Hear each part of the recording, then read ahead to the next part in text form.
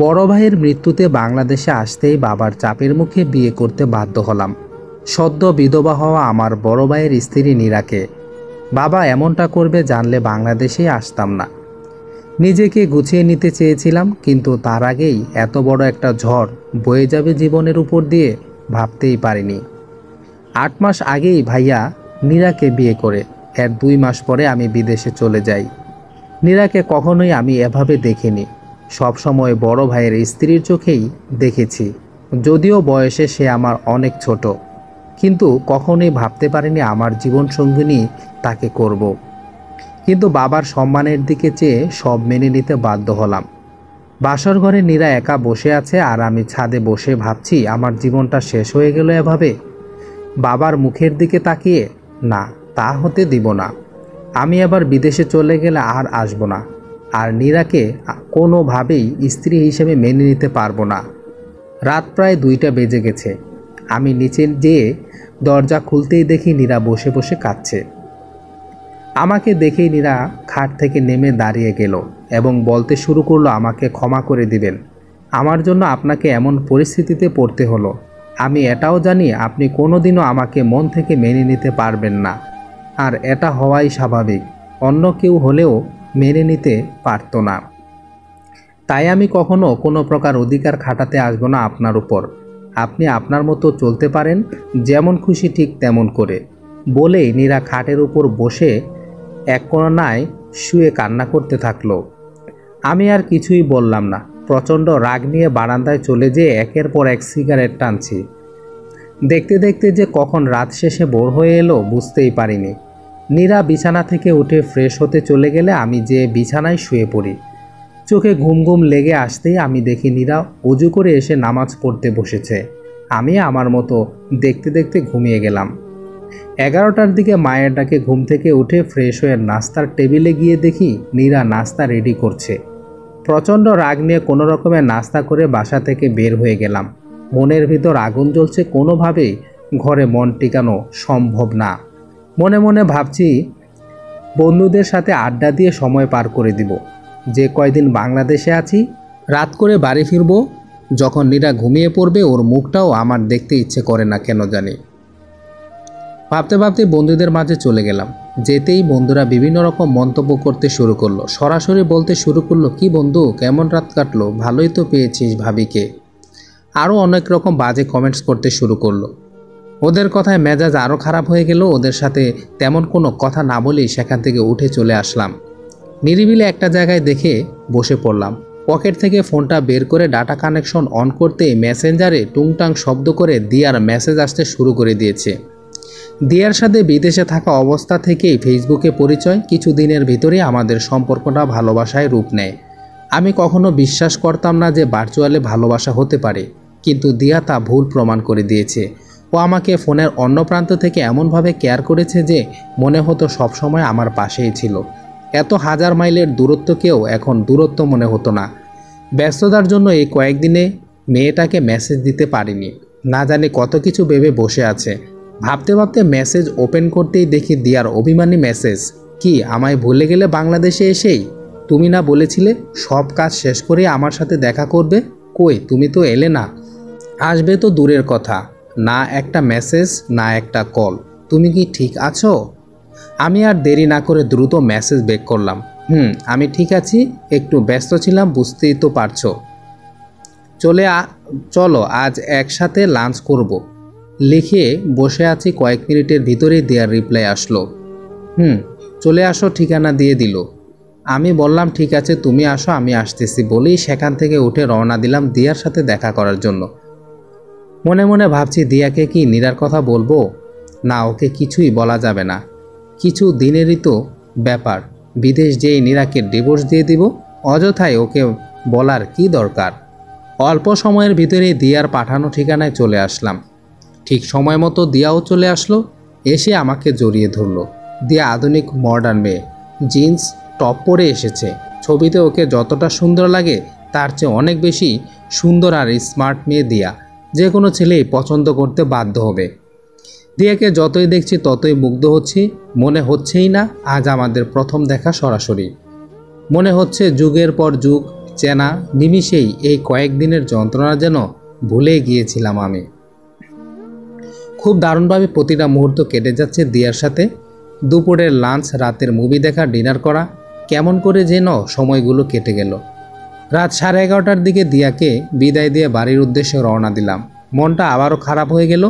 বাসায় যেয়ে আবারও নীরার মুখ দেখতে হবে। অসহ্য একটা মেয়ে দেখার সাথে সাথেই মনটা খারাপ হয়ে যাবে আমার। রাত 12টার দিকে বাসায় আসলাম। কয়েকবার কলিং বেল টিপ দিতে নীরা এসে ঘরের দরজাটা খুলে দিল। শরীরে শাড়ি ঠিকমতো নেই, মনে হয় ঘুমিয়েছিল। চুলগুলো এলোমেলো হয়ে মুখের সাথে লেপ্টে ছিল। আমি কয়েক মুহূর্ত তার দিকে তাকিয়েছিলাম। আমাকে তাকিয়ে থাকতে দেখে সে চোখ নামিয়ে নিল। সেই মুহূর্তে আমার খুব ইচ্ছে করছিল তার মুখ থেকে চুলগুলো সরিয়ে দিতে। এক অন্যরকম মাদকতায় সে মুহূর্তে আমাকে পেয়ে বসেছিল। পরক্ষণেই নিজেকে সামলে আমি ঘরে ঢুকে গেলাম। এসব আমি কি ভাবছি? না, এগুলা ভাবা মোটেও আমার ঠিক হচ্ছে না। কোনোভাবেই আমার নীরার প্রতি মায়া বাড়ানো যাবে না। আমি দিয়াকে ভালোবাসি, আর বাংলাদেশ থেকে চলে গেলেই নীরাকে ডিভোর্সের পেপার পাঠিয়ে দিব। ভাবতে ভাবতে ওয়াশরুমে চলে গেলাম। ফ্রেশ হয়ে আসতেই নীরা বলল, টেবিলে খাবার দিয়েছি, খেয়ে নিন। আমি বললাম, আমি খেয়ে এসেছি। নীরার মুখটা কেমন ফ্যাকাশে হয়ে গেল কথাটা শুনে। সে কিছু বলতে চেয়েও থেমে গেল। তারপর খাবারগুলো ঢেকে রেখে বিছানার এক কোণারে গিয়ে শুয়ে পড়ল। আমি আমার মতো বিছানায় শুয়ে শরীরে চাদর টেনে নিলাম। কি করব ভাবতে ভাবতে একসময় ঘুমিয়ে পড়লাম। গভীর রাতে হঠাৎ আমার ঘুম ভেঙে যায়। আমি লক্ষ্য করি নীরার দুটি হাত আমার শরীরের উপরে। সে শীতে কাঁপছে। আমি আস্তে করে তার দুটো হাত নামিয়ে দিয়ে চাদরটা তার গায়ে টেনে দিয়ে তার দিকে তাকাতেই লক্ষ্য করলাম ঘুমন্ত নীরাকে সত্যিই অনেক রূপবতী লাগছে। ঘুমন্ত সব মেয়েকেই শুনেছি রূপবতী লাগে, আজ বাস্তবে তা দেখলাম। নীরার দিকে তাকিয়ে থাকতে থাকতে কখন যে বোর হয়ে গেছে খেয়ালই করিনি। নীরা ভোরে ঘুম থেকে উঠতেই আমি দু চোখ বন্ধ করে নিলাম, যেন নীরা কোনো কিছু না বুঝতে পারে। নীরা বিছানা ছেড়ে আলমারি থেকে শাড়ি নিয়ে চলে গেল ওয়াশরুমে গোসলের জন্য। কিছু সময়ের ভিতরেই নীরা গোসল করে বের হয়ে আসতেই আমি উঠে বসলাম নিচে ফ্রেশ হবার জন্য। ফ্রেশ হয়ে এসে নীরার দিকে তাকাতেই আমার চোখ আটকে গেল। নীরার ভেজা চুল বেয়ে পানি পড়ছে। সূর্যের আলোয় অন্যরকম সুন্দর লাগছে নীরাকে। শাড়িতে যে একটা মেয়েকে এত সুন্দর লাগতে পারে, নীরাকে না দেখলে কখনোই বুঝতে পারতাম না। আমাকে নীরা এভাবে তাকিয়ে থাকতে দেখে প্রশ্ন করলো, কিছু বলবেন? আমি তার কথায় থতমত খেয়ে গেলাম। আমি কোনো কথা না বলে সোজা ওয়াশরুমে চলে গেলাম। ওয়াশরুম থেকে বের হয়ে ফোনটা হাতে নিয়ে ডাটা অন করতেই দেখি দিয়ার মেসেজ। বিছানায় শুয়ে শুয়ে দিয়ার সাথে চ্যাটিং করছি, এমন সময় নীরা এসে বলল, নাস্তা রেডি করেছি, খাবেন, চলেন। আমি কোনো কথা না বলে আবার চ্যাটিং নিয়ে মনোযোগ দিলাম। নীরা কিছু সময় পর ফিরে এসে আবারও একই কথা বলল। মেজাজটা খারাপ হয়ে গেল। আমি খাট থেকে নেমে না খেয়ে বাসা থেকে বেরিয়ে পড়লাম।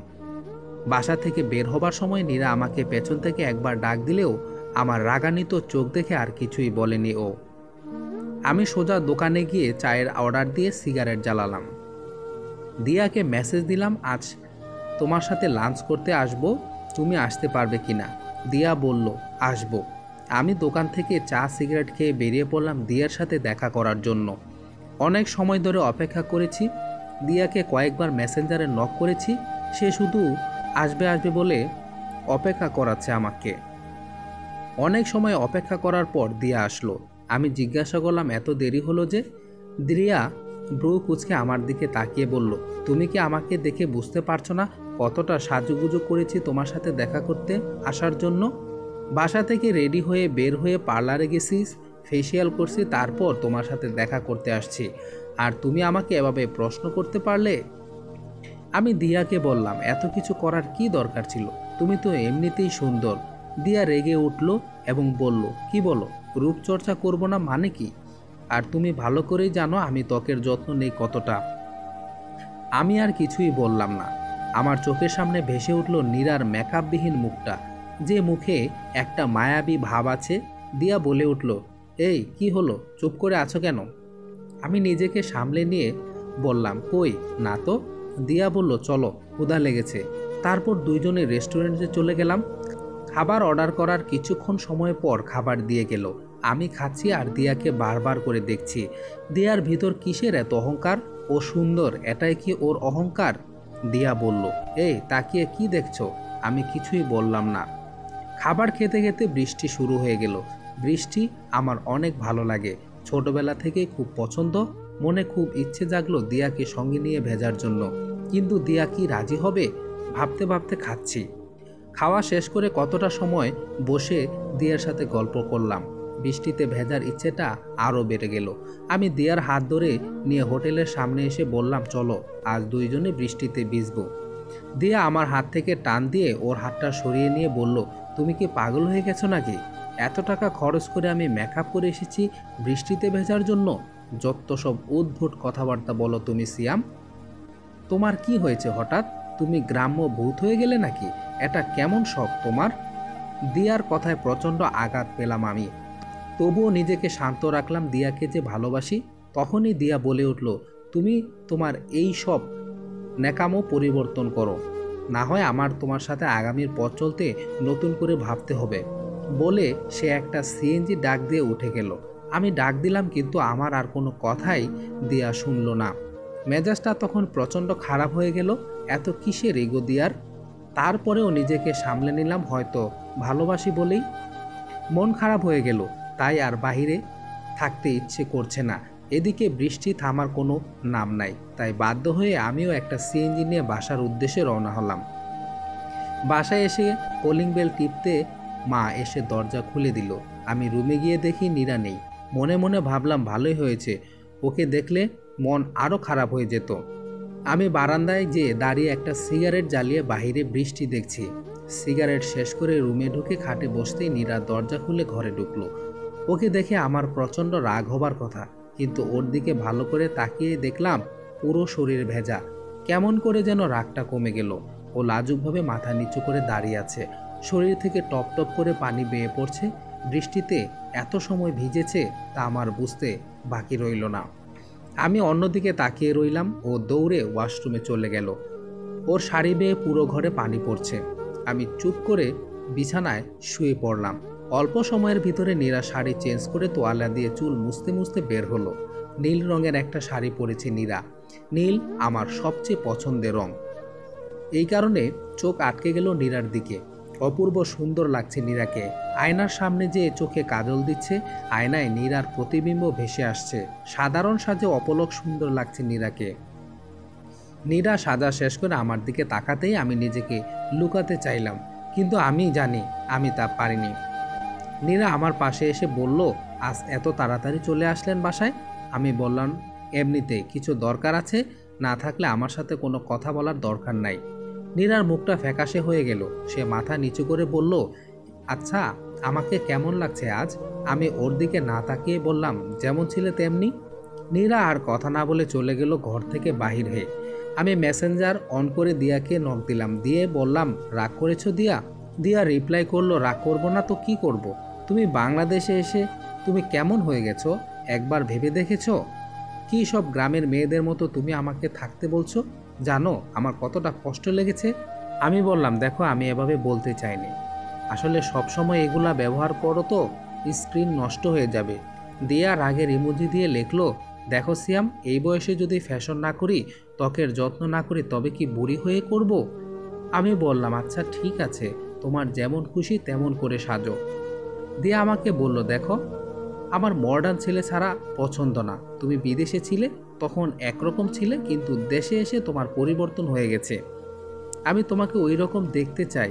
আমার সাথে খ্যাত টাইপ কথাবার্তা কখনোই বলবা না আর, তাহলে হয়তো আমাদের রিলেশনটা আর কন্টিনিউ করা সম্ভব হবে না। দিয়ার কথায় প্রচণ্ড আঘাত পেলাম। এগুলা কি বলছে দিয়া? আজ 4 মাস হয়ে গেল ওর সাথে সম্পর্ক, হঠাৎ করে এতটা পরিবর্তন কেন? আমি তারপরেও নিজেকে সংযত করে নিলাম। এমনিতেই সংসারের অশান্তিতে আছি, তার উপর যদি দিয়ার সাথেও ঝামেলা করি তবে মনটা আরও খারাপ হয়ে যাবে। তাই ওকে বললাম, আচ্ছা ঠিক আছে, আমি যেমন ছিলাম তেমনিই থাকবো। দিয়া একটা হাসির ইমোজি দিল। এর মাঝে নীরা নাস্তা নিয়ে ঢুকলো। আমি খেয়াল করে দেখলাম আমার প্রিয় লুচি আর আলুর দম নিয়ে এসেছে। আমার অসম্ভব প্রিয় একটা খাবার। এই বৃষ্টির দিনে এমন নাস্তা মানেই জিভে জল চলে আসা। নীরা নাস্তাগুলো এগিয়ে দিল। আমি কোনো কথা না বলে খেতে শুরু করলাম। খাবারের টেস্ট আজ অন্যরকম লাগছে। মায়ের হাতের লুচি আর আলুর দম অনেক প্রিয় আমার, তাই তার হাতের লুচির স্বাদ আমি কখনোই ভুলতে পারবো না। আমি নীরাকে প্রশ্ন করলাম, লুচি কি তুমি বানিয়েছো? নীরা মাথা নেড়ে বলল, হ্যাঁ আমিই বানিয়েছি। আমি বললাম, খুব ভালো হয়েছে নীরা। একটা লাজুক হাসি দিল। আমি বললাম, এটা আমার খুবই প্রিয় একটা খাবার। নীরা মাথা নেড়ে বলল, জানি। আমি বললাম, কে বলেছে? নীরা বলল, আপনার ভাইয়ের জন্য যখন বানাতাম তখন সে খেতে খেতে বলতো আপনার খুব পছন্দের খাবার লুচি, আর এজন্য নাকি ছোটবেলায় দুই ভাই অনেক ঝগড়াও করতেন। সেই মানুষটা আপনাকে অসম্ভব ভালোবাসতো। বলতে বলতে দেখলাম নীরার চোখে জল চলে এসেছে। নীরার চোখের পানি লুকাতে দৌড়ে চলে গেল বারান্দায়। পুরনো দিনের কথাগুলো মনে পড়ে গেল। দুই ভাই কতই না মজা করতাম। দুজনের সব কিছু একই রকম লাগতো। জামা কাপড়, খাবার, সব কিছু দুই ভাইয়ের একই রকম থাকতো। ছোটবেলা থেকে নীরার মন খারাপ হয়ে গেছে হয়তো ভাইয়ার স্মৃতি মনে পড়াতে। ভাবতে ভাবতে কেন জানি বারান্দায় নীরার পাশে গিয়ে দাঁড়াতে খুব ইচ্ছে করলো। খাট থেকে আমিও যেয়ে দাঁড়ালাম বারান্দায়। নীরার চোখ বেয়ে টপ টপ করে পানি পড়ছে। কেন জানি প্রচণ্ড রাগ হচ্ছিলাম।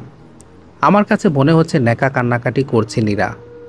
কিছু বলতে যাব এমন সময় নীরা বলে উঠল, আসলে আমার জন্য আপনার জীবনটা আজ এমন হয়ে গেছে, কিন্তু আমি কখনো চাই না আপনার জীবনটা এমন হোক। আমি চাই আপনি সুখের সংসার করেন। আমি আপনার জীবনে কখনোই বাধা হয়ে আসব না। সবারই জীবনে স্বপ্ন থাকে, আমারও ছিল। সুন্দর সুখের একটা সংসার হবে, স্বামীর ভালোবাসা থাকবে সেখানে, একটা ছোট্ট বাচ্চা হবে, পুরো বাড়ি হাসি খুশি আর দুষ্টামিতে মাতিয়ে তুলবে। দিন শেষে স্বামী ক্লান্ত শরীরে আসবে, আমি তার জন্য এক গ্লাস শরবত বানিয়ে নিয়ে যেয়ে শাড়ির আঁচল দিয়ে মুখটা মুছে দিতে দিতে বলবো, খুব ক্লান্ত দেখাচ্ছে তোমায়, শরবতটা খেয়ে ফ্রেশ হয়ে রেস্ট নাও। সে আমায় জড়িয়ে ধরে বলবে, তোমাকে দেখার পর সব ক্লান্তি চলে গিয়েছে, চলো তোমাকে কাজে সাহায্য করি। সব কিছু ঠিকমতোই চলছিল। খুব ভালোবাসতো আমাকে আপনার ভাই। কিন্তু আল্লাহ হয়তো সে সুখ আমার কপালে বেশি দিনে রাখলো না। কিন্তু আমি চাই না আমার জন্য আপনার স্বপ্নগুলো হারিয়ে যাক। আমি চাই আপনার জীবনটা সুন্দর গোছানো হোক, আপনার স্বপ্নগুলো সত্যি হোক। আমি চাই আপনি পরিপূর্ণ হন জীবনে। কথাগুলো বলছে আর মুক্তার দানার মতো চোখের পানি বেয়ে বেয়ে পড়ছে নীরার চোখ থেকে। আমি আর কিছু না বলে সিগারেট শেষ করে চলে আসলাম রুমের ভিতর। বিছানায় শুয়ে পড়লাম। নীরা তখনও বারান্দায় দাঁড়িয়ে কান্না করেই চলেছে। আমার কাছে ভালো লাগছে না কোনো কিছুই। খারাপ লাগছে নীরার জন্যেও। ওর তো কোনো দোষ নেই। না, আমি কোনো কিছু নিয়ে ভাবতে চাই না, আমি কোনো মায়ায় পড়তে চাই না। মোবাইল হাতে নিয়ে দিয়াকে মেসেজ করলাম। দিয়ার সাথে দীর্ঘ সময় ধরে চ্যাটিং করলাম। কোনো কিছুই ভালো লাগছে না, কেমন যেন সব এলোমেলো হচ্ছে। জীবনে এমন একটা মুহূর্ত আসবে আমি কল্পনাও করতে পারিনি। নীরা ঘর থেকে বের হয়ে গেল। বাহিরে তাকিয়ে দেখি তখনও বৃষ্টি হচ্ছে। আমি দু চোখ বন্ধ করে কত সময় শুয়েছিলাম মনে নেই। হঠাৎই নীরার ডাকে চোখ মেলে তাকালাম। চলেন, খাবার দেওয়া হয়েছে, খাবেন। আমি আর কোনো কথা না বলে ওর সাথে চলে গেলাম খাবার খেতে। যেয়ে দেখি টেবিলে ভুনা খিচুড়ি আর গরুর মাংস। দেখেই তাড়াতাড়ি খেতে বসে গেলাম। কয়েকবার খাবার মুখে দেওয়ার পর বাবা খেতে বসলো। খাবার খেতে খেতে বাবা বলল, সিয়াম, বৌমাকে নিয়ে কয়েকদিন ঢাকার বাহির থেকে ঘুরে আয়, ভালো লাগবে। কথাটা শোনা মাত্র যেন আমার মাথায় চক্কর দিয়ে উঠল। মুখে আর খাবার যাচ্ছে না, মনে হচ্ছে এখনই খাবারের প্লেটটা ছুঁড়ে ফেলে দেই। ব্যাপারটা হয়তো নীরা বুঝতে পেরেছিল, তাই বাবাকে বলল, না বাবা, আমার শরীরটা ভালো না, আমি এখন কোথাও যেতে পারবো না। আর উনি আছে আর কিছুদিন বাংলাদেশে, তাই এখানেই সবার সাথে থাকুক। নীরার কথা শুনে বাবা আর কিছু বললেন না। আমি মনে মনে বড্ড বেঁচে গেলাম। বাবার উপর যতই রাগ হই না কেন, শ্রদ্ধার কারণে বাবার মুখের উপর কোনো কিছুই বলার মতো সাহস আমার নেই। আমিও আর কোনো কথা না বলে খাওয়া শেষ করে রুমে চলে আসলাম। নীরা কিছু সময় পর এসে বিছানায় শুয়ে পড়ল। আমি বারান্দায় যেয়ে কিছু সময় দাঁড়িয়ে থেকে চিন্তা করতে শুরু করলাম, যত দ্রুত সম্ভব আমাকে বাংলাদেশ ছেড়ে চলে যেতে হবে। কোনোভাবেই আমার পক্ষে নীরাকে নিয়ে সংসার করা সম্ভব না। দিন যত যাবে হয়তো নীরার প্রতি আমার মায়া বাড়বে, আমি দুর্বল হয়ে যেতে পারি ওর ইমোশনের কাছে। না, তা কখনোই হতে দেয়া যাবে না। আমি দিয়াকে ভালোবাসি, আর দিয়া সব দিক থেকে ওর চেয়ে ভালো, সুন্দরী, শিক্ষিত এবং স্মার্ট। বারান্দা থেকে ঘরে চলে আসলাম। এসে দেখি নীরা ঘুমিয়ে পড়ছে। শাড়িটা ওর শরীরে ঠিকমতো নেই। আমি কোনো রকমে দ্রুত ওর শাড়ির আঁচলটা ঠিক করে দিতে যাব, তখনই নীরা চোখ মেলে তাকালো। আমি হাতটা সরিয়ে নিলাম। নীরা ব্যাপারটা খেয়াল করতে পেরে নিজেই শাড়িটা ঠিক করে শুয়ে পড়লো আবার। আমিও অন্যদিকে ঘুরে শুয়ে পড়লাম। নীরা বলে উঠল, চাদরটা শরীরে টেনে নিন, খুব ঠান্ডা পড়েছে। আমি নীরার কথায় কোনো কর্ণপাত না করে চুপ করে শুয়ে থাকলাম। কিছু সময় পর নীরা নিজেই চাদরটা আমার শরীরে টেনে দিতে ওর হাতের কাচের চুরির শব্দ আমার কানে ভেসে আসলো। নীরব ঝিরঝির বৃষ্টির শব্দের সাথে ওর চুরির শব্দটা খুব দারুণ লাগলো। অন্যরকম একটা ভালো লাগা সৃষ্টি হলো মনের ভেতর। আমি নীরার জায়গায় দিয়াকে চিন্তা করতে শুরু করলাম। আচ্ছা, দিয়াকে কি চুরিতে এত সুন্দর লাগবে? পরক্ষণেই চিন্তা করলাম, আমি এইসব কি ভাবছি? দিয়া একজন আধুনিক মেয়ে, আর আমিও আধুনিক ছেলে। এইসব চিন্তা করা মোটেও ঠিক না। দিয়া ঠিকই বলে, বাংলাদেশে এসে আমার কেমন যেন পরিবর্তন হয়ে যাচ্ছে। ভাবতে ভাবতে একসময় ঘুমিয়ে পড়লাম। ঠান্ডা আর বৃষ্টির কারণে খুব ভালো ঘুম হলো।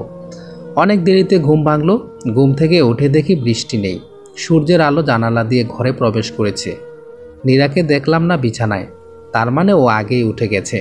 আমিও বিছানা ছেড়ে ওয়াশরুমে যেয়ে ফ্রেশ হয়ে নিলাম। ফ্রেশ হয়ে বের হতেই নীরা বলল, নাস্তা রেডি করেছি, এসে খেয়ে নিন। খাবার টেবিলে যেয়ে দেখি সেমাই আর মুড়ি দেয়া আছে। আমি বুঝতে পারলাম নীরা এইসব নাস্তা ইচ্ছে করেই রেডি করছে। ও আমার যা যা পছন্দ তা ইচ্ছে করেই করছে প্রতিদিন। প্রচণ্ড রাগ উঠল নীরার উপর। দাঁতে দাঁত চেপে খেতে বসলাম। আমার প্রিয় খাবার হবার পরেও মনে হচ্ছিল যেন পেটে যাচ্ছিল না।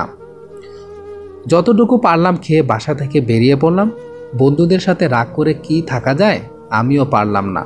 আর বন্ধুরা তো ওই দিন ঠিকই বলেছিল, বন্ধুরা অনেক কিছুই বলতে পারে। নতুন বিয়ের পর বন্ধুরা অনেক রকম মজা করতেই পারে, কিন্তু ওরা তো জানে না আসলে আমি যে কতটা সমস্যার মাঝে আছি। ভাবতে ভাবতে বন্ধুদের ফোন দিতে শুরু করলাম। অল্প সময়ের ভিতর সব বন্ধুরা চলে আসলো।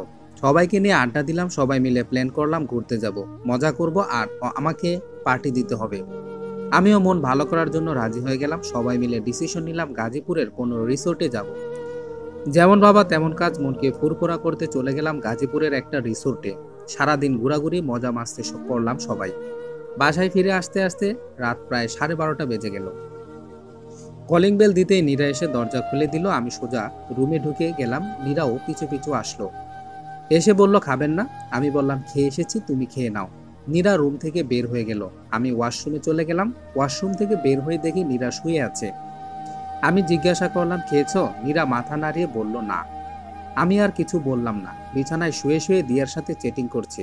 অনেকক্ষণ চ্যাটিং এর পর দিয়াকে বললাম, চলো কাল কোথাও ঘুরতে যাই। দিয়া বলল, না, সম্ভব না, কাল আমার পরীক্ষা আছে ভার্সিটিতে, অন্য কোনো দিন যাবে। আমি বললাম, আচ্ছা ঠিক আছে। এরপর কিছু সময় চ্যাটিং করে দিয়াকে বললাম, শুয়ে পড়ো, কাল পরীক্ষা, রাত জাগতে হবে না। বলে আমিও শুয়ে পড়লাম। সকালে ঘুম থেকে উঠতে উঠতে অনেক বেলা হয়ে গেল। নীরা চা নাস্তা করে দিল। আমি খেয়ে বন্ধুদের সাথে আড্ডা দিতে চলে গেলাম। আর নীরাকে বললাম ফিরতে রাত হবে, খেয়ে নিতে। ও কিচ্ছু বলল না। বন্ধুদের সাথে আড্ডা দিতে দিতে গল্প করতে করতে দুপুর হয়ে গেল। সবাই মিলে দুপুরে লাঞ্চের জন্য গুলশানের একটা রেস্টুরেন্টের দিকে রিক্সা নিয়ে যাচ্ছি। এমন সময় দেখলাম দিয়াকে। দিয়া রিক্সা নিয়ে বনানীর দিকে যাচ্ছে, কিন্তু ওর ভার্সিটি তো বসুন্ধরায়। আমি পকেট থেকে ফোন বের করে দিয়াকে কল দিলাম। দিয়া ফোন ধরতে আমি জিজ্ঞাসা করলাম, ভার্সিটিতে গেছো? দিয়া বলল, হ্যাঁ, এই তো ভার্সিটির সামনে। কথাটা শুনে যেন আমি আকাশ থেকে পড়লাম। দিয়া এভাবে আমাকে মিথ্যা বলতে পারলো, কিন্তু কেন এই মিথ্যা বলা? আমি কখনো ভাবতেও পারিনি দিয়া এমনটা করতে পারে। আমাকে এর কারণ খুঁজে বের করতে হবে। বন্ধুদের বললাম, তোরা লাঞ্চ কর, আমি একটু আসতেছি। বলে দিয়ার পিছু নিলাম। দিয়ার রিক্সা যেয়ে থামলো বনানীতে একটা মার্কেটের সামনে। আমিও একটু দূরে আমার রিক্সাটাকে থামাতে বললাম। দিয়া দাঁড়িয়ে থাকা অবস্থায় একটা কালো রঙের গাড়ি এসে থামলো। গাড়ি থেকে একটা ছেলে বের হতেই দিয়া দৌড়ে তার বুকে ছুটে গেল। এমন দৃশ্য দেখবো আমি কখনো ভাবিনি। শুধু যদি বুকে ছুটে যে ক্ষান্ত হতো তবুও মেনে নিতে পারতাম, কিন্তু প্রকাশ্যে দিয়া সেই ছেলেটাকে কিস করলো। এমন দৃশ্য দেখার পরে কোনো প্রেমিকের পক্ষে সেখানে দাঁড়িয়ে থাকা সম্ভব না। চোখ দুটো যেন আমার বন্ধ হয়ে আসছিল। কি হচ্ছিল এসব আমার সাথে? কোনো কিছুই আমার সাথে যাচ্ছিল না, সবাই যেন আমার বিপরীত। দিয়া এমনটা কি করে করতে পারল? আমার মাথায় সেসব কোনো কিছুই কাজ করছিল না। ইচ্ছে করছিল যে দিয়াকে প্রশ্ন করতে, কেন এমনটা করলো আমার সাথে, কিন্তু তা করতে পারলাম না। ওর প্রতি, নারীদের প্রতি প্রচন্ড ঘৃণা সৃষ্টি হয়েছিল সে সময়। ওখানে না দাঁড়িয়ে আমি সোজা বন্ধুদের কাছে চলে গেলাম। রাগে পুরো শরীর পুড়ে যাচ্ছে, ইচ্ছে করছে দিয়ার গলাটা চেপে ধরে প্রশ্ন করতে, এটাই কি তোর আধুনিকতা? কোনোভাবেই যেন নিজেকে আর আটকে রাখতে পারছিলাম না। না পারছিলাম পরিবারের মানুষগুলোর দিয়ে আঘাত নিতে, না দিয়ার দেয়া আঘাতটা। সে রাতে বন্ধুদের সাথে প্রচন্ড ড্রিঙ্কস করে পুরো মাতাল হয়ে বাসায় ফিরি। কলিং বেলটা কয়েকবার চাপতে নীরা দরজা খুলে দেয়। আমি সোজা চলে যাই রুমের ভিতর। রুমে যেয়ে জামা কাপড় চেঞ্জ না করে বিছানায় শুয়ে পড়ি। মাথাটা কেমন যেন ঘুরছিল। নীরাও আমার সাথে সাথে ঘরে ঢুকে নাক চেপে ধরে বলে, আপনি মদ খেয়ে এসেছেন? নীরার কথায় ওর দিকে ঘুরে তাকিয়ে দেখলাম ওর চুলগুলো এলোমেলো হয়ে আছে, চোখ দুটো লাল মনে হয়, কিছু সময় আগেই কান্না করেছে। নেশাটা প্রচন্ডভাবে ধরেছিল। ওর কথার উত্তর না দিয়ে আমি ওর দিকে চেয়ে আছি। নীরা আবার বলে উঠল, কি হলো, উত্তর দিচ্ছেন না কেন? আমি আপনাকে তো বলেইছিলাম আপনার জীবনে কোনো বাধা হয়ে দাঁড়াবো না, তারপরেও কেন আপনি এমন করছেন? বলতে বলতে আমার সামনে আসতেই আমি ওর হাত ধরে টান দিয়ে ওর বুকের সাথে চেপে ধরি। বলতে বলতে আমার সামনে আসতেই আমি ওর হাত ধরে টান দিয়ে ওর বুকের সাথে চেপে ধরি। তখন আমার মাঝে শুধু একটা জিনিসই কাজ করছিল, সব মেয়েরাই বেঈমান, বিশ্বাসঘাতক। হয়তো সেটা দিয়ার দেয়া আঘাতের কারণেই, কিংবা নীরাকে ওই অবস্থায় দেখে আমি ওর মোহে পড়ে যাই। নীরা সে রাতে আপ্রাণ চেষ্টা করে উঠে যাবার জন্য, নীরা চেষ্টা করে নিজেকে আমার বাহুডোর থেকে ছাড়িয়ে নেবার জন্য। একটা সময় ওর সব চেষ্টা ব্যর্থ হয়, পেরে ওঠে না আমার শক্তির কাছে। সে রাতে নীরা নিজেকে বিসর্জিত করে আমার কাছে, আর আমি হিংস্র হায়নার মতো ঝাঁপিয়ে পড়ি নীরার দেহের ওপর। যখন আমার হুঁশ ফিরে তখন অনেক দেরি হয়ে গিয়েছে। সকালে যখন চোখ মেলে দেখলাম নীরার দেহটা আমার শরীরের উপর, তখন আমি রাতের ঘটনা মনে করতে নিজেকে খুব ছোট মনে করতে শুরু করলাম। যদিও নীরা আমার স্ত্রী, কিন্তু তাকে আমি স্ত্রীর মর্যাদা দেইনি, আর তার সাথে আমি সংসারও করব না। কিন্তু রাতে যা করেছি তা খুবই অন্যায় কাজ করেছি। প্রচন্ড অনুশোচনায় ভুগতে শুরু করলাম। আমি বিছানা ছেড়ে উঠে ফ্রেশ হয়ে বাসা থেকে বের হয়ে গেলাম। তখনও নীরা ঘুমাচ্ছিল। নিজেকে অনেক ছোট মনে হচ্ছিল। সারাদিন বন্ধুদের সাথে আড্ডা দিয়ে সন্ধ্যায় বাসায় ফিরি। রুমে যেয়ে দেখি নীরা বারান্দায় দাঁড়িয়ে আছে, হয়তো কান্না করছে। আমিও বারান্দায় চলে যাই। আমাকে দেখে নীরা চোখের পানি মুছে জিজ্ঞাসা করে, কখন আসলেন? আমি বলি, মাত্রই আসলাম। নীরা বলল, আপনি দাঁড়ান, আমি চা করে নিয়ে আসি। আমি নীরার হাতটা চেপে ধরে বললাম, দেখো, কাল রাতে যা হয়েছে তার জন্য আমি অনুতপ্ত, তুমি কিছু মনে করো না। নীরা চুপ করে রইল অনেক সময়, কোনো কথা বলল না। তারপর বলল, ভুলের কিছুই হয়নি, আপনার অধিকার আছে সম্পূর্ণ আমার উপর। আমি আর কিছু বলতে পারলাম না। হয়তো সেদিন সে আমার ব্যবহারে অনেক কষ্ট পেয়েছিল। আমিও অনুশোচনায় ভুগতেছিলাম। সব দিক থেকে আমি পুরো হতাশ হয়ে গেছিলাম। তাই আর দেশে থাকতে ইচ্ছে করছিল না। হতাশা থেকে মুক্তি পাওয়ার জন্য ছুটি শেষ হওয়ার আগে বিদেশ চলে যাবার সিদ্ধান্ত নিলাম। নীরার সাথে তেমন কোনো কথা হতো না।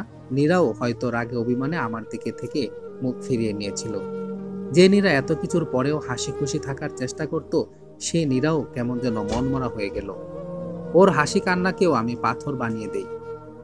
এদিকে সেদিনের পর দিয়ার সাথে আর তেমন যোগাযোগ করতাম না আমি। যদিও দিয়া যোগাযোগ করার চেষ্টা করত, ফোন দিত, আমি এড়িয়ে যাবার চেষ্টা করতাম। দিয়া প্রতিদিনই ফোন দিত, কখনো আমি রিসিভ করতাম, কখনো করতাম না। নিজের ভিতরটা জ্বলে পুড়ে যাচ্ছিল অনুশোচনায়। নীরার সাথে আমি অনেক বড় অন্যায় করে ফেলেছি, এটা ভেবে দিন দিন আমি মানসিকভাবে ভেঙে পড়ছিলাম। নীরা প্রয়োজন ছাড়া আমার সাথে আর একটা কথাও বলতো না। হঠাৎ একদিন আমার বন্ধুদের সাথে দেখা করতে যাবার সময় বাসায় ফোন রেখে চলে যাই। বন্ধুদের সাথে যখন রাতে আড্ডা দিয়ে বাসায় ফিরি, তখন নীরা আমাকে বলে, আপনাকে একটা মেয়ে ফোন দিয়েছিল, সম্ভবত মেয়েটা আপনাকে অনেক ভালোবাসে, কাল সে আপনাকে দেখা করতে বলেছে। আমি থতমত খেয়ে যাই। আমি বুঝতে পারি যে দিয়াই ফোন দিয়েছিল। নীরাই বলতে শুরু করলো, জীবন এভাবে চলে না, আপনি মেয়েটার সাথে দেখা করেন, মেয়েটা অনেক কান্না করছে, মেয়েটা সত্যি সত্যি হয়তো আপনাকে অনেক ভালোবাসে। নীরার কথায় প্রচন্ড রাগ উঠলো আমার। আমি রেগে গিয়ে নীরাকে বললাম, কিসের ভালোবাসা, কাকে ভালোবাসা বলে? তুমি যে আমাকে ভালোবাসো সেটা কি তুমি জানো? নীরা আমার দিকে কয়েক সেকেন্ড তাকিয়ে থেকে বলল, আমি আপনাকে ভালোবাসি না, বলেই নীরা ছুটে চলে যায় বারান্দায়। আমিও নীরার সাথে সাথে ছুটে গেলাম। নীরা কান্না করছে। আমি বললাম, এই কান্না করবে না, তুমি বলছো আমি যাব, কিন্তু কোনো রকম কান্না করবা না। নীরা চোখের পানি মুছতে মুছতে বলল, হ্যাঁ, আপনি আগামীকালকে যাবেন এবং ওই মেয়ের সাথে কথা বলবেন। প্রয়োজনে যদি দুজনের কথা বলে ভালো লাগে, বিয়ে করে বাসায় নিয়ে আসবেন। আমি আপনাদের পথের বাধা হব না। তারপর আর আমাদের মাঝে এই বিষয়ে কথা হলো না। আমি দিয়াকে মেসেজ দিয়ে বললাম, কাল আমি তোমার সাথে দেখা করব। কোথায় কখন করব তা তাকে জানিয়ে দিলাম। দিয়াও বলল, ঠিক আছে, সময় মতো আসবো। তারপর আর কোনো কথা বললাম না। মনে মনে ভাবলাম, ওকে সেদিনের কথা বলবো যা আমি নিজের চোখে দেখেছি। কিছু সময় পর নীরা রাতের খাবার খেতে ডাক দিল। রাতের খাবার খেয়ে এসে বিছানায় শুয়ে পড়লাম। নীরাও এসে পাশে শুয়ে পড়ল। দুজনের মাঝে সে রাতে আর কোনো কথা হলো না। সকালে উঠে ফ্রেশ হয়ে নাস্তা করে বের হলাম দিয়ার সাথে দেখা করার জন্য। যেখানে দেখা করার কথা সেখানে চলে গেলাম। অপেক্ষা করতে শুরু করলাম দিয়ার আসার জন্য। আমি ঘড়ির দিকে তাকিয়ে দেখি আগেই চলে এসেছি। সময় মতো দিয়াও চলে আসলো। আমাকে দেখে দৌড়ে আমার বুকে ছুটে আসলো। ও আমার বুকে মাথা রাখতে আমার সেদিনের কথা মনে পড়ে গেল। সাথে সাথেই দিয়াকে ধাক্কা দিয়ে বুক থেকে সরিয়ে দিলাম। দিয়া আমার দিকে তাকিয়ে বলল, এটা কি হলো, আর তুমি এভাবে আমাকে এড়িয়ে যাচ্ছ কেন সিয়াম? আমি বললাম, সেই দিন পরীক্ষা কেমন দিয়েছ? দিয়া, ভালো হয়েছে। মেজাজটা পুরাই গরম হয়ে গেল। আমার সামনে এসেও দিয়া কিভাবে মিথ্যা কথা বলছে। আমার ধৈর্য আর থাকলো না। আমি বললাম, তুমি এত মিথ্যা কথা বলো কিভাবে? তা পরীক্ষা কি তার বুকে আর ঠোঁটে দিয়েছিলে, নাকি আরও কিছু? বলতে পারলাম না, আর নিজের বিবেকের কাছেই বাঁচছিল। দিয়া তবুও অস্বীকার করে বলে, এগুলা কি সব উল্টাপাল্টা কথা বলছো তুমি? আমি ঠাস করে একটা চর বসিয়ে দিয়ে বললাম, আমি মিথ্যা বলছি? সেই দিন বনানী তুই যাসনি, একটা ছেলের সাথে দেখা করিসনি? দিয়া বলে উঠল, হ্যাঁ করেছি, তো কি হয়েছে? তোমার যদি ভালো না লাগে চলে যাও, আর কখনো আমি তোমার সাথে যোগাযোগ করব না। তোমার মতো কত শত ছেলে আমার পিছনে ঘুরে। কথাটা শুনে ইচ্ছে করছিল এখনই ওর গলাটা টিপে ধরি, কিন্তু পারলাম না। নিজেকে অনেক ছোট মনে হচ্ছিল আমার কাছে। আমি ওকে আর কিছু না বলে ওখান থেকে চলে আসলাম। মনটা খারাপ হয়ে গেল। ভেবেছিলাম হয়তো ও সত্যিটা বলবে, তখন সব ভুলে আমি ওকে ক্ষমা করে দিব। কিন্তু ও যা বলল তারপর আর ওর সাথে থাকা বা ক্ষমা করার প্রশ্নই ওঠে না। মনের ভিতর মেয়েদের প্রতি আরও ঘৃণার জন্ম নিল। রাগে জ্বলতে জ্বলতে বাসায় চলে আসলাম। বাসায় এসে রুমে বসতেই নীরা এক গ্লাস শরবত নিয়ে এসে দিল। তারপর পাশে বসে বলল, সমস্যার সমাধান হয়েছে আপনাদের? আমি কোনো কথা বললাম না। নীরার দিকে চেয়ে দেখি চোখ দুটো লাল বর্ণ হয়ে আছে। নীরা বলল, আমি কিছুদিনের জন্য বাবার বাড়ি যাব, যদি দিয়ে আসতেন ভালো হতো। আমি বললাম, ঠিক আছে, তুমি রেডি থেকো, বিকালে তোমাকে দিয়ে আসব। সেই দিন বিকালে নীরাকে তার বাবার বাড়িতে দিয়ে আসি, আর এদিকে বিদেশ যাওয়ার জন্য আমি প্রস্তুতি নিতে থাকি। অল্প কিছু দিনের ভিতর বিদেশ যাবার জন্য সব ব্যবস্থা হয়ে যায়। যাবার আগে বাবা মা বললেন নীরাকে বাড়িতে নিয়ে আসতে। আমি যেদিন চলে যাব তার আগের দিন নীরাকে আমাদের বাড়িতে নিয়ে আসি। পরদিন আমার ফ্লাইট রাত 11:30টায়। 9টার সময় বাসা থেকে বের হয়ে যাব। নীরার সাথে এর মাঝে আমার খুব একটা কথা হতো না। সবার কাছ থেকে আমি বিদায় নিয়ে নিলাম। বাড়ি থেকে বের হওয়ার আগে নীরার কাছে গেলাম বিদায় নিতে। ওর প্রতি সবচেয়ে বেশি অন্যায় করেছি আমি, তবুও শেষবারের মতো বিদায় তো আমাকে নিতেই হবে। নীরা বারান্দার গ্রিলটা ধরে দাঁড়িয়েছিল। আমি যেতেই ওর চোখের পানি মোছার ব্যর্থ চেষ্টা করলো। তারপর মুখে একটা মলিন হাসি ফুটিয়ে বলল, আর কি আমাদের দেখা হবে? কথাটা শুনে আমার বুকটা কেঁপে উঠল, কিন্তু কোনো উত্তরই আমি নীরাকে দিতে পারলাম না। এর কোনো উত্তর সেদিন আমার কাছে ছিল না, কারণ আমি যে নিয়ত করেছিলাম আর বাংলাদেশে আসব না। নীরা আমার নীরবতা দেখে বলল, আপনি হয়তো কোনো একদিন বাংলাদেশে আসবেন, কিন্তু সেই দিনটা হয়তো অনেক দেরি হয়ে যাবে। আমি নীরার কথায় সেই দিন ভেবেছিলাম হয়তো আমি চলে যাবার পর ও বাবার বাড়ি চলে যাবে, কিংবা নতুন করে কাউকে বিয়ে করে সংসার করবে। তাই মনে মনে একটু হেসেছিলাম। আর কোনো কথা না বলে আমি বাড়ি থেকে বের হলাম। নীরার চোখের জল সেদিন আমায় আটকাতে পারেনি। আমি বিদেশের মাটিতে যেয়ে সবার সাথে যোগাযোগ বন্ধ করে কাটিয়ে দিলাম জীবন থেকে 5টি বছর। সবাইকে, সংসারকে ভুলে যাবার জন্য ক্লাব পার্টি এমন কোনো কিছু বাদ দিলাম না, যা ছিল আমি করি নাই। কিন্তু 5 বছরে সে সব করে ক্লান্ত হয়ে আমি বুঝতে পারি আমি আর পারছি না।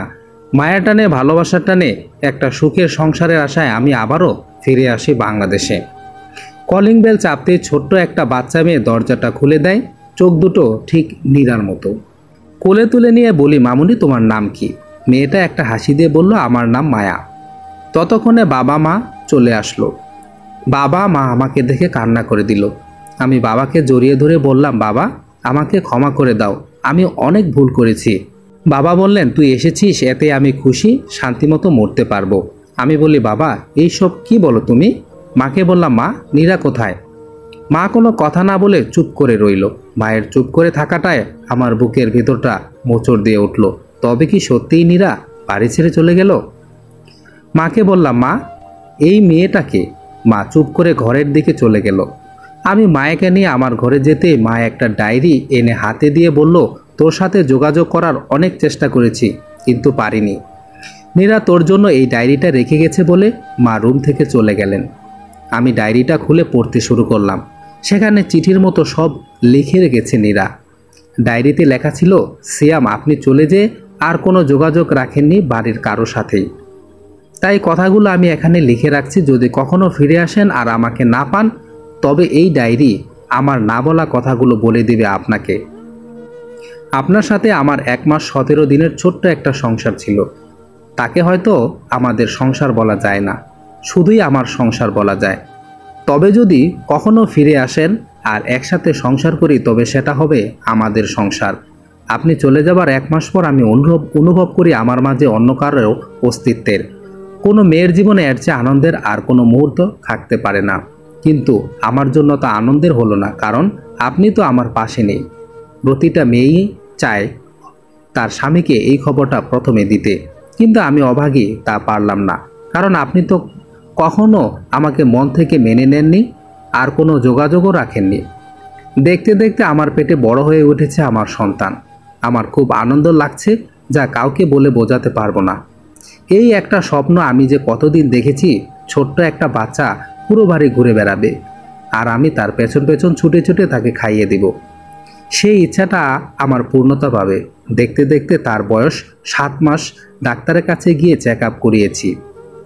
ডাক্তার বলেছে আপনার একটা রাজকন্যা আসবে পৃথিবীতে। আচ্ছা, ওই রাজকন্যার মুখের দিকে তাকিয়ে তো আমাকে ভালোবাসবেন নাকি? ভালো না বেশে কোথায় যাবেন? সেজন্যই মেয়ের নাম ঠিক করে রেখেছি মায়া। ওর মায়ামাখা মুখ দেখে হলেও আপনার আমাকে ভালোবাসতেই হবে। সিয়াম জানেন, দিন যত এগিয়ে আসছে আমার ততই ভয় লাগছে। এই সময় সাহস দেবার জন্য হলেও স্বামীদের স্ত্রীর পাশে থাকতে হয়, কিন্তু আমার পাশে আপনি নেই। এই কষ্ট কাউকে বলে বোঝাতে পারবো না। প্রতিটা নির্ঘুম রাত্রি জানে সে কষ্ট। সিয়াম হয়তো আর লিখতে পারবো না। কাল হয়তো পৃথিবীতে আপনার রাজকন্যা আসবে। জানি না আমি তার সাথে হেসে খেলে যেতে পারবো কিনা। যদি না পারি তবে এর চেয়ে বেশি কষ্ট আর কি আছে তা আমি জানি না। আমি যদি না থাকি তবে ফিরে এসে আপনার রাজকন্যাকে বলবেন তার মা তাকে পৃথিবীতে আনার জন্য অনেক সংগ্রাম করে হেরে গিয়েছে, কারণ তাকে তার মা অনেক ভালোবাসত। এরপর ডায়েরিতে আর কিছু লেখা নেই। আমি মায়াকে জড়িয়ে ধরে হাউমাউ করে কান্না করে দেই। সেই দিন কান্নার শব্দে বাবা মা ছুটে এসে বললেন, বাবারে অনেক চেষ্টা করেছিলাম আমরা, কিন্তু পারিনি বাঁচাতে। আল্লাহ হয়তো নীরাকে অনেক ভালোবেসেছিল, তাই তো পৃথিবীতে ওকে রেখে আর কষ্ট দিতে চায়নি। তাই তো তোর মেয়েকে পৃথিবীর বুকে এনে আলোর মুখ দেখিয়ে নিজে অন্ধকার দেশে চলে গিয়েছে। আমার সব কথা যেন সেই দিন ফুরিয়ে গিয়েছিল। নীরার ডায়েরিটা আর মায়াকে বুকে নিয়ে সেই দিন থেকে কেটে গেল জীবন থেকে আরও 16টি বছর।